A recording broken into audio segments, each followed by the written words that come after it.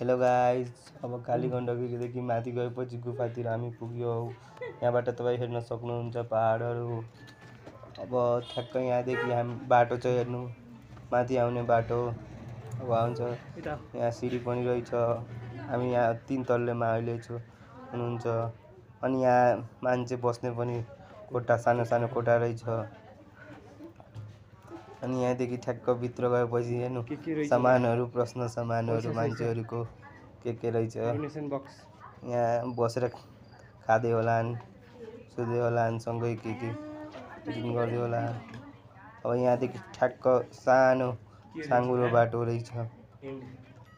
यो खतरा हेर्नु कस्तो पहिलाको जमानामा बनाएको, यो कार्भिङ गरेर काटेर के बनाएको छ।